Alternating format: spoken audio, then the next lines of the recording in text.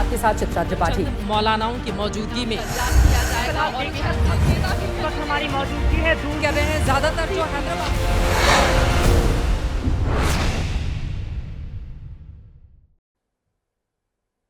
Orient Bell Tiles studio से आप देख रहे हैं एबीपी न्यूज। नमस्कार, एबीपी न्यूज पर सभी दर्शकों का बहुत बहुत स्वागत है। मैं हूं आपके साथ चित्रा त्रिपाठी। कल के अखबार के पहले पन्ने की सुर्खियां आज हम आपको इस शो में दिखाने वाले हैं। तो आइए शुरू करते हैं आज का जनहित। सबसे पहले देखते हैं खबरों के मेन्यू में क्या क्या खास है। सुबह से देश में मुगल शासक औरंगजेब पर सियासी बवाल मचा है। महाराष्ट्र में समाजवादी पार्टी के विधायक अबू आजमी ने औरंगजेब की तारीफ में कसीदे पढ़े तो शिवसेना ने उनके खिलाफ मोर्चा खोल दिया। आज भारतीय राजनीति के इस रक्त बीज पर सियासी संग्राम की तह तक जाएंगे। गुंडे के फेर में महाराष्ट्र के मंत्री धनंजय मुंडे नप गए। धनंजय ने मंत्री पद से दे दिया इस्तीफा। इस्तीफे के बावजूद मुंडे की मुश्किलें कम नहीं हो रही। कई संगठनों ने संतोष हत्याकांड में उनके खिलाफ केस चलाने की मांग की है। उधर बिहार चुनाव में 7 महीने का वक्त बाकी है, लेकिन नीतीश के पलट पुराण पर लालू परिवार का विश्वास बरकरार है। लालू मीसा के बाद राबड़ी देवी ने भी नीतीश को बीजेपी छोड़ने का ऑफर दिया है। वहीं जनहित स्पेशल में बात बीजेपी के नए अध्यक्ष की करेंगे। अध्यक्ष की रेस को लेकर अब तक अलग अलग 4 थ्योरी सामने आ चुकी है। आज एक नई थ्योरी सामने आई है। जाति के नए एंगल से भी बीजेपी में अध्यक्ष की खोज हो रही है। कौन हो सकता है बीजेपी का बाजीगर, ये जानेंगे। और पीएम मोदी के कैमरे से आपको कराएंगे वनतारा जंगल सफारी के दर्शन, जहां शेर से लेकर बाघ पीएम मोदी के मुरीद नजर आए। वन्य जीव संरक्षण के लिए पीएम ने क्या दिया है संदेश, दिखाने वाले हैं। तो चलिए शुरुआत करते हैं आज के जनहित की और सबसे पहले लेकर चलते हैं महाराष्ट्र। मुगल शासक औरंगजेब को क्रूर शासक माना जाता है। हिंदुओं पर अत्याचार करने वाला कहा जाता है। बावजूद इसके उसके शुभ चिंतकों की कमी नहीं है। औरंगजेब की तारीफ करके समाजवादी पार्टी के विधायक और महाराष्ट्र में पार्टी के अध्यक्ष अबू आजमी ने विवाद का नया पन्ना खोला है। महाराष्ट्र में उनके खिलाफ सियासी बवाल मचा तो उन्होंने बयान वापस ले लिया, लेकिन सवालों की सुई रुकने की बजाय चलती जा रही है। बात महाराष्ट्र से निकलकर यूपी तक आ पहुंची है।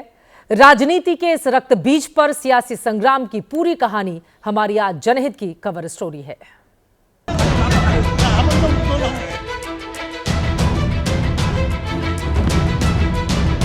महाराष्ट्र विधानसभा भवन के बाहर की ये तस्वीरें हैं।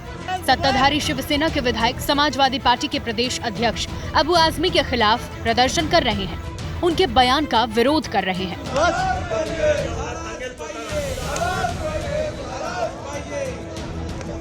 अबू आजमी ने सोमवार को मुगल शासक औरंगजेब के पक्ष में कसीदे पढ़े थे।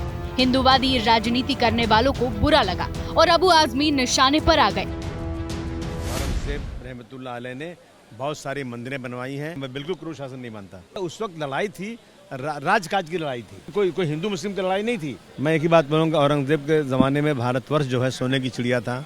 एक इंसाफ पसंद बादशाह था वो। शिवसेना ने अबू आजमी के इस बयान को देशद्रोह की श्रेणी में रखा। अलग अलग थानों में शिकायत दर्ज कराई। सदन से निलंबन की मांग हुई।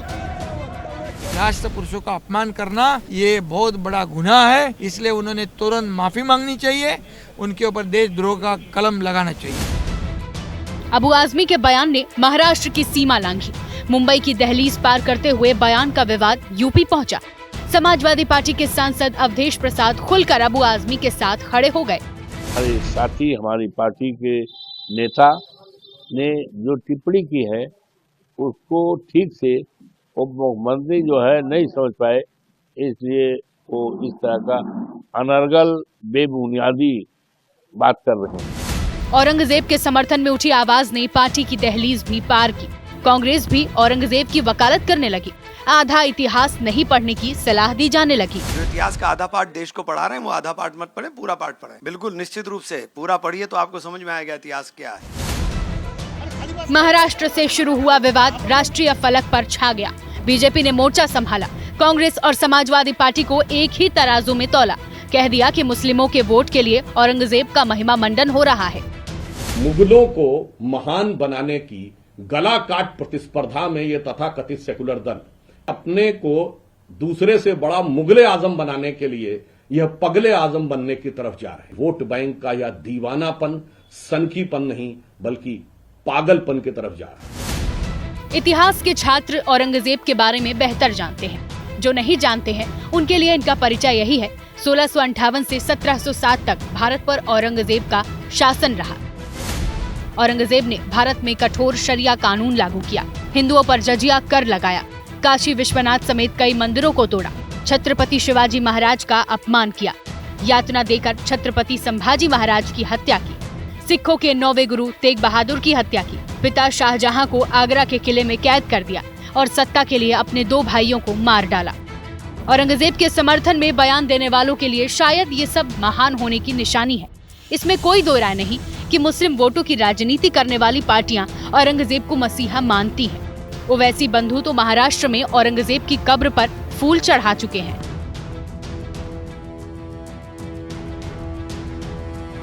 औरंगजेब के नाम पर ही महाराष्ट्र में औरंगाबाद शहर का नाम पड़ा था, जो बदला जा चुका है, छत्रपति संभाजी नगर हो चुका है।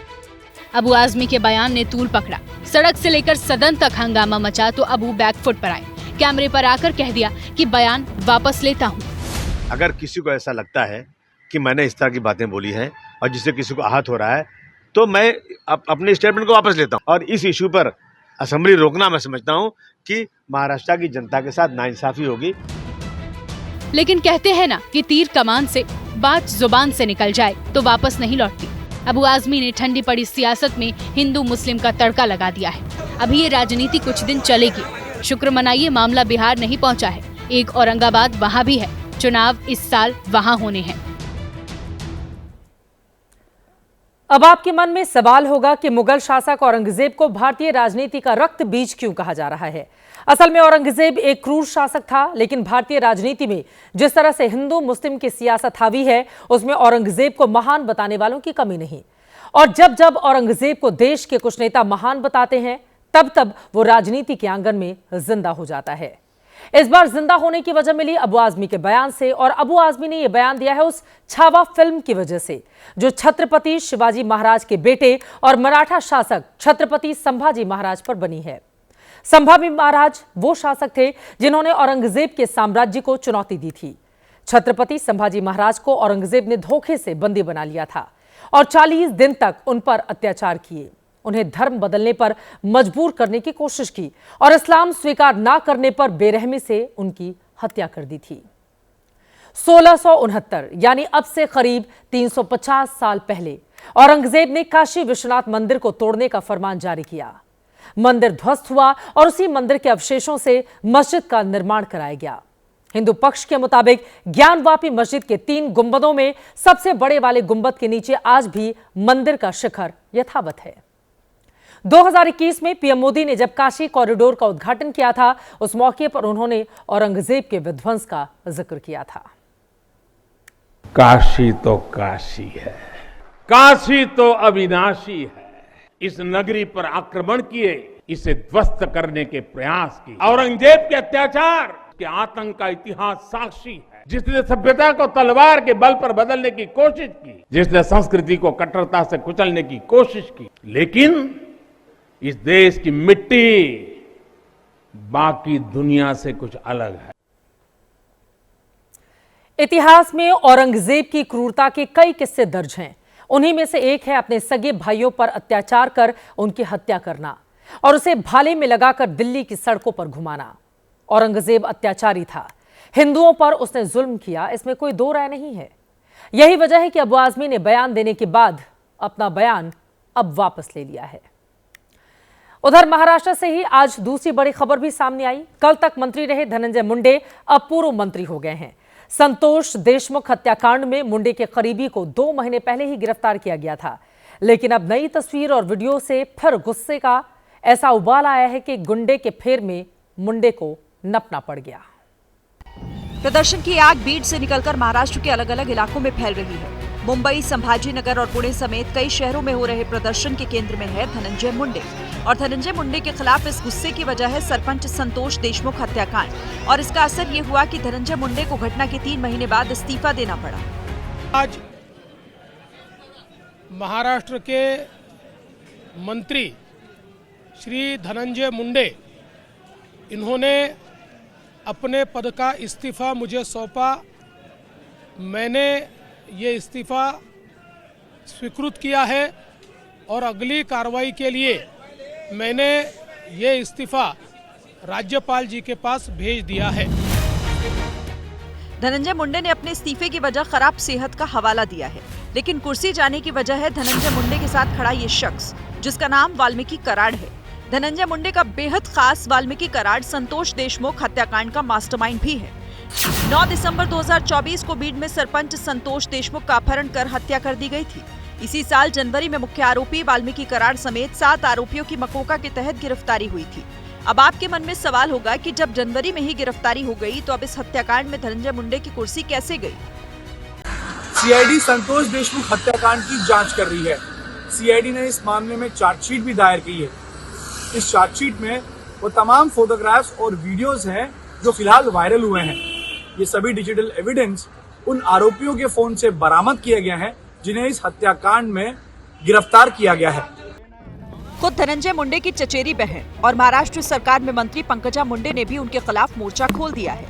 एक ऐसा वीडियो वायरल हो गया है जिसमें संतोष देशमुख की जो हत्या हुई उसको मार रहे थे, उसका वीडियो वायरल हुआ है। जिन्होंने उस बच्चे को इतनी निर्दयता से मारा है और उसके ऊपर उसका वीडियो किया है, उनके मन में जितनी निर्मनुष्यता निर्दयता है उतनी निर्दयता मेरे मन में नहीं कि मैं इस वीडियो को देखूं। पंकजा मुंडे के चचेरे भाई धनंजय मुंडे ने राजनीति का ककहरा चाचा गोपीनाथ मुंडे से ही सीखा। बीड में वो चाचा के चुनाव का काम देखते थे, लेकिन गोपीनाथ मुंडे ने विरासत के पद पर अपनी बेटी को पढ़ाया तो धनंजय ने भी रास्ते बदल लिए। साल 2012 में बीजेपी छोड़ धनंजय मुंडे ने एनसीपी ज्वाइन की। 2014 में बहन पंकजा मुंडे के खिलाफ परली में विधानसभा चुनाव लड़े और हारे। 2019 विधानसभा चुनाव में परली से बहन पंकजा मुंडे को हराया। 2024 में फिर से परली से विधायक चुने गए। धनंजय मुंडे सीएम फडणवीस और अजित पवार के भी करीबी माने जाते हैं और यही वजह है कि इस पूरे घटनाक्रम के सामने आने के बाद विरोधी सीधे सवाल महायुति सरकार पर दाग रहे हैं। कैसी बात है, कैसा नया है, कैसा कानून है?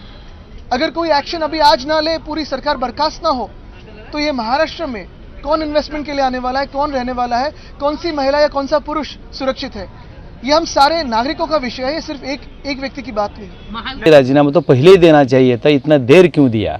ये राजीनामा जो लेना था सीएम साहब को तो उन्होंने भी वो पहले, अब 2.5 महीने 3 महीने हो गए ना, 3 महीने क्यों रुके ये लोग? पहले ही दिन लेना चाहिए था। वहीं सकल मराठा समाज संतोष देशमुख कांड में धनंजय मुंडे को भी आरोपी बनाने की मांग कर रहा है। महाराष्ट्र के बाद अब रुख बिहार का कर लेते हैं, जहां विधानसभा में आज नीतीश कुमार ने 2025 चुनाव की लाइन तय कर दी। उन्होंने ऐलान किया कि पाला नहीं बदलेंगे, बीजेपी के साथ बने रहेंगे और एक बार फिर एनडीए की सरकार बनवाएंगे। विधानसभा में मुख्यमंत्री बोल रहे थे। उनके भाषण के करीब 25 मिनट हो गए थे।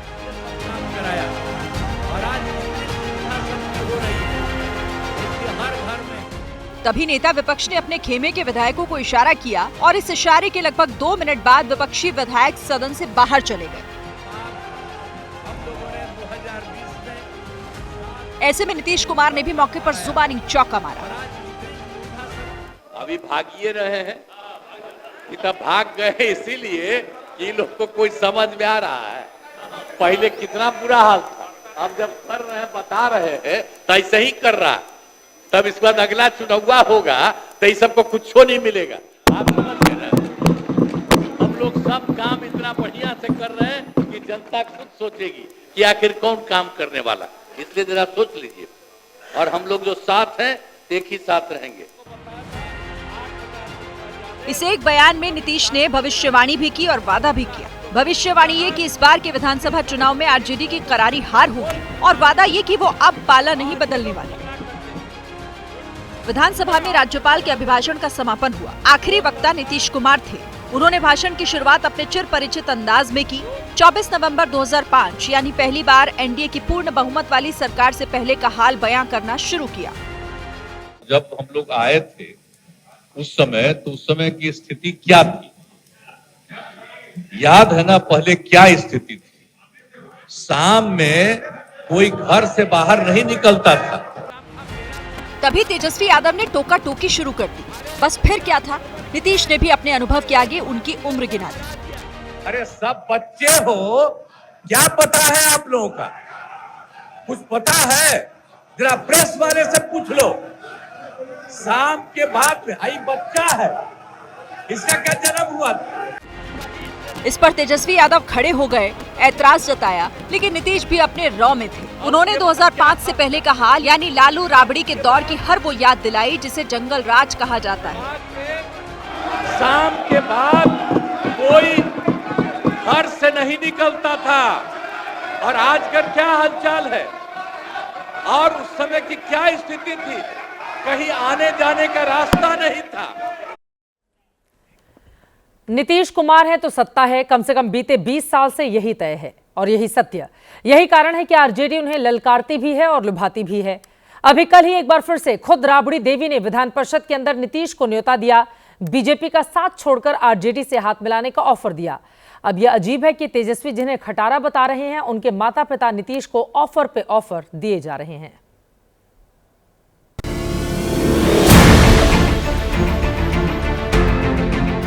चुनावी साल है, क्या इसलिए नीतीश कुमार पर लालू परिवार निहाल है? पहले तो बीजेपी का छोड़ेंगे तब ना हम लोग साथ आएंगे। पहले बीजेपी का छोड़िए, बीजेपी को पहले छोड़िए, कुमार के संगे आएंगे हम लोग। नीतीश बाबू को आरजेडी के प्रथम परिवार के ऑफर की ये सबसे नई किस्त है। इससे पहले खुद लालू यादव भी इसी साल 2 बार नीतीश को फिर से साथ आने का न्योता दे चुके हैं। फिर मौका देंगे, आएंगे तो अब आएंगे तो देखेंगे।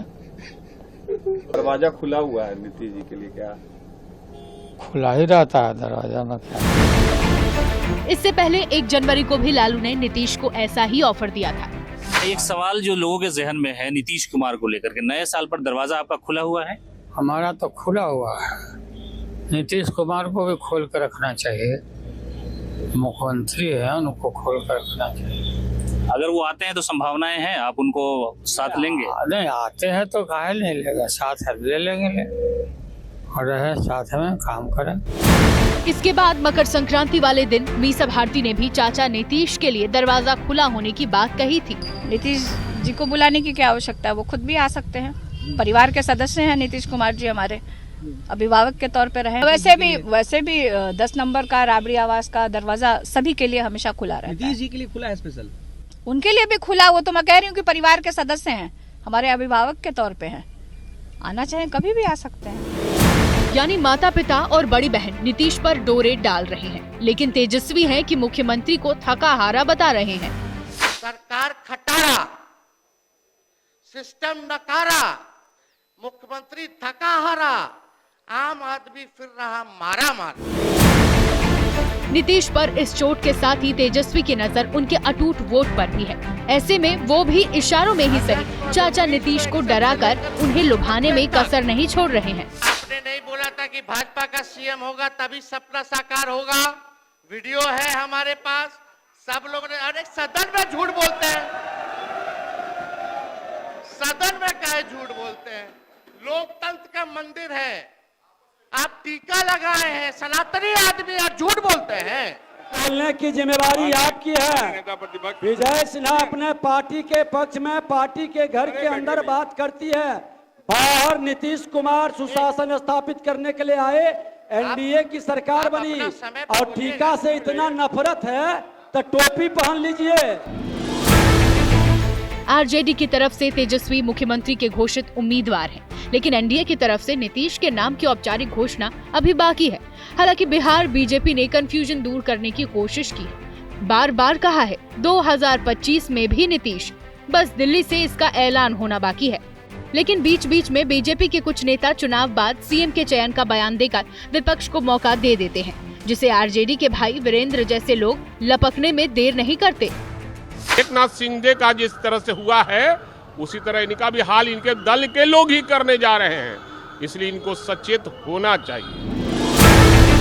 2025 में क्या होगा ये तो नतीजे बताएंगे, लेकिन 20 साल के नतीजे बताते हैं कि नीतीश बिहार में सत्ता के लिए मजबूरी भी है और जरूरी भी। बात अगर 2020 बिहार विधानसभा चुनाव की करें तो भले नीतीश को सीटें कम आई, लेकिन जदयू को 15% से ज़्यादा वोट आए। उस समय नीतीश बीजेपी के साथ थे। वहीं 2015 में विधानसभा का जब चुनाव हुआ तो नीतीश आरजेडी के साथ थे, तब भी जदयू को करीब 17% वोट मिले थे। इस तरह से देखा जाए तो नीतीश के पास करीब 15-16% वोट अटूट हैं, जो सत्ता की गारंटी मानी जाती है। यही वजह है कि आरजेडी सत्ता में वापसी की खातिर नीतीश को डरा भी रही है और डोरे भी डाल रही है। खुद नीतीश एक बार नहीं कई बार कह चुके हैं, अब और इधर उधर नहीं। ऐसे में सवाल ये कि राबड़ी के न्योते पर वो क्या करेंगे, ठुकराएंगे या विचार करेंगे। इस पर उनकी पार्टी ने रुख साफ कर दिया है। राबड़ी दी का ऑफर कौन इंटरेस्ट ले रहा है? उनके साथ तो दो बार गए। क्या नीतीश सचमुच तीसरी बार लालू के साथ नहीं जाएंगे? अब ये तो नीतीश ही जाने।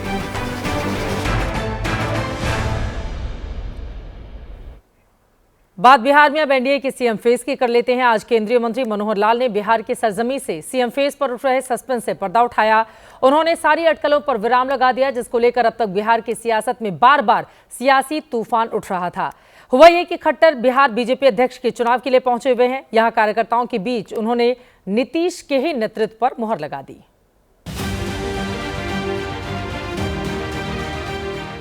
25 हो या 26, अब बिहार में एनडीए गठबंधन में सीएम फेस ओनली नीतीश। जिस तरह खट्टर जी ने कहा है कि नीतीश कुमार जी के नेतृत्व में एनडीए की सरकार बनेगी, कार्यकर्ताओं में बहुत उत्साह है। केंद्रीय मंत्री और टॉप लीडरशिप के करीबी मनोहर लाल ने आज बिहार में एनडीए और सीएम फेस को लेकर उठ रहे सारे इफ एंड बट पर विराम लगा दिया। वो सवाल जिनमें बिहार में एनडीए की जीत पर सीएम चेहरे पर सवालों का बवंडर खड़ा हो जाता था, वो सवाल जिनके जवाब में बातों की जलेबी बनाकर घुमा दिया जाता था। उन सारी बयानबाजी और सारी अटकलों की धूल को मनोहर लाल ने अपने जुबानी संदेश से झाड़ दिया। साफ कर दिया कि बिहार में नीतीश का कोई विकल्प नहीं है और एनडीए की सरकार आई तो सत्ता का केंद्र नीतीश ही होंगे। खट्टर जी ने कहा है कि नीतीश कुमार जी के नेतृत्व में एनडीए की सरकार बनेगी। मनोहर लाल गए तो थे केंद्रीय पर्यवेक्षक बनकर पटना में बिहार बीजेपी के अध्यक्ष के चुनाव के लिए, लेकिन राज्य परिषद में बिहार बीजेपी के अध्यक्ष के तौर पर दिलीप जायसवाल के नाम के ऐलान के दौरान उन्होंने साफ कर दिया कि बिहार में नीतीश के ही नेतृत्व में चुनाव लड़ा जाएगा और मुख्यमंत्री का चेहरा नीतीश कुमार ही होंगे। गौरतलब है कि बीते सप्ताह भी बिहार में एनडीए के सीएम फेस पर बिहार के सियासी गलियारों में सवाल उठ रहे थे। हम जब आएंगे तो निश्चित तौर पर मतलब विधायकों की सहमति से जाकर के आने वाले समय में पार्टी तय करेगी, जाकर एनडीए के लोग नेता तय करेंगे। जाकर पार्टी का हाई कमान हमारा जो है वो निर्णय लेता है। जो पार्टी हाई कमान का आदेश होगा हम पालन करेंगे। बीजेपी अच्छे से जानती है कि सीटों के लिहाज से भले ही वो जेडीयू से बड़ी हो जाती हो, लेकिन सत्ता का समीकरण साधने के मामले में जेडीयू उनकी ग्रैंड मास्टर है। बीजेपी को अच्छे से पता है कि अगर सत्ता का समीकरण साधना है तो उसे नीतीश का हाथ थामना उसकी मजबूरी है। दलित और महादलित वोटों पर जेडीयू की मजबूत पकड़ है, जिसके किले को आज तक बीजेपी भेद नहीं पाई है और ना ही आरजेडी का कोई दांव कामयाब हुआ। ऐसे में नीतीश मजबूरी भी है और जरूरी भी। 3 दिनों के गुजरात दौरे के दौरान प्रधानमंत्री मोदी कल सुबह गिर के जंगल में गए थे, फोटोग्राफर बने थे। ये कहानी कल हमने आपको जनहित में दिखाई थी। अब इसके आगे की कहानी सुनिए। कल प्रधानमंत्री बाद में जामनगर के वंतारा वन्य जीव बचाव केंद्र पहुंचे। यहां प्रधानमंत्री मोदी शेर और तेंदुए के शावकों को दुलारते हुए दिखाई दिए।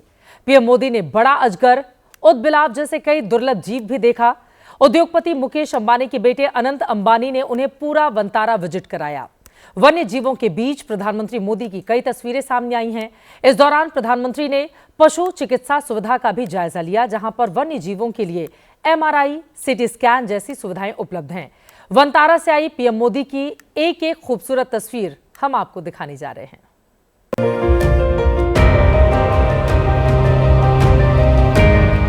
नन्हे नन्हे 4 शावक पीएम मोदी के हाथों से दूध पी रहे हैं। पीएम चारों शावकों को दुलार रहे हैं।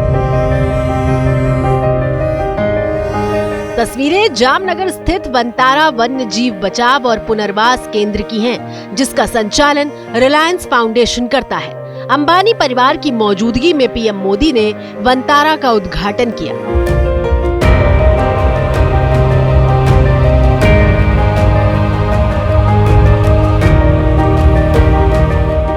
इसके बाद मुकेश अंबानी के छोटे बेटे अनंत अंबानी ने पीएम को वंतारा वाइल्ड लाइफ सेंटर दिखाया।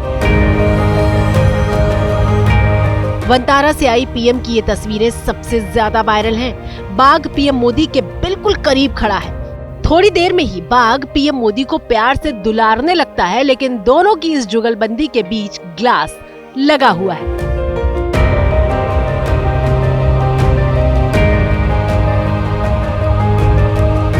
थोड़ी देर में शेर भी पीएम के करीब आ जाता है। शीशे पर हाथ रखकर पीएम भी शेर को पुचकारने लगते हैं। सोशल मीडिया पर इसे शेर दिल मोदी की शेरों से मुलाकात बताया जा रहा है। इसके बाद पीएम एलिफेंट केयर सेंटर जाते हैं। स्विमिंग पूल में नहा रहे गजराज को पीएम अपने हाथों से केला खिलाते हैं। फिर पीएम इलाज करा रहे एक हाथी को देखते हैं जिस पर एसिड अटैक हुआ था। इसका जिक्र करते हुए पीएम मोदी ने सोशल मीडिया पर अपील की है, लोग इतने लापरवाह और निर्दयी कैसे हो सकते हैं। आइए हम ऐसी गैर जिम्मेदारी को खत्म करें और जानवरों के प्रति दयालुता पर ध्यान दें।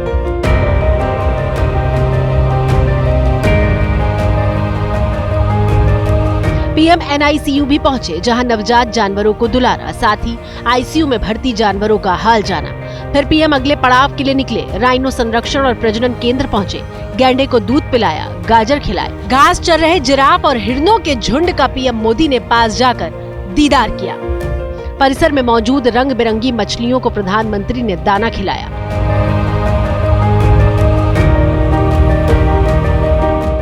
इसके बाद पीएम सांपों के लोक में पहुंचे, जहां अलग अलग प्रजाति के सांप मौजूद थे। एक सांप को पीएम मोदी ने अपने हाथों में उठा लिया। इस दौरान Anant Ambani wild life centre के बारे में बताते नजर आए। वनतारा में ही दुनिया का सबसे बड़ा चीता संरक्षण केंद्र है, जो 3500 एकड़ में फैला है। यहाँ मौजूद चीतों को भी पीएम मोदी ने देखा।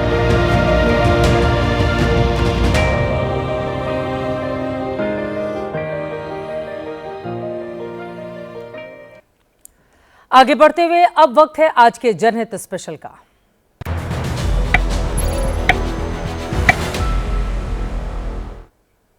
बीजेपी अध्यक्ष की रेस जारी है। जल्द ही नए अध्यक्ष के नाम से पर्दा हट जाएगा, लेकिन फिलहाल सस्पेंस का दौर बरकरार है। 2 नए नाम की एंट्री हुई है। दक्षिण और महिला फैक्टर के बाद अब दलित नामों पर भी मंथन तेज हो चला है।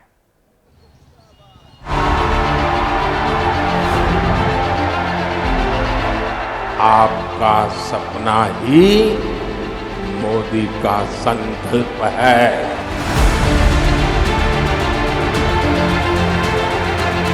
मोदी के लिए तो आप ही उसका परिवार है।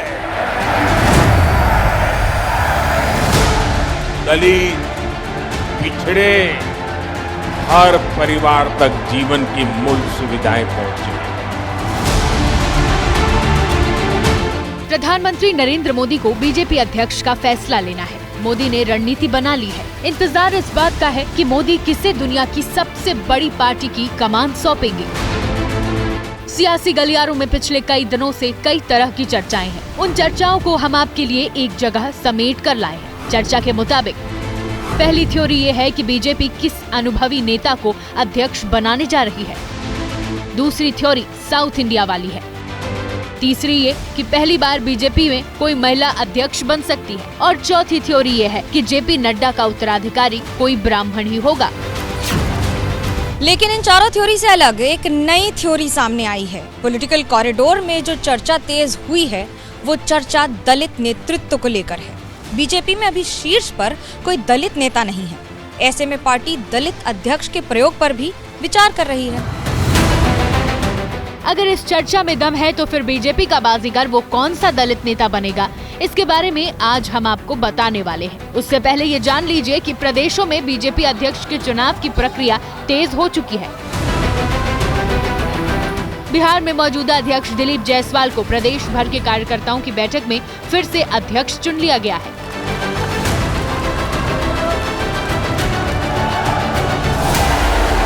18 प्रदेशों में इसी तरह से जब प्रदेश अध्यक्ष चुनाव की प्रक्रिया पूरी हो जाएगी, तब राष्ट्रीय अध्यक्ष के चुनाव का शेड्यूल जारी होगा। माना जा रहा है कि इसी महीने ये प्रक्रिया पूरी हो जाएगी।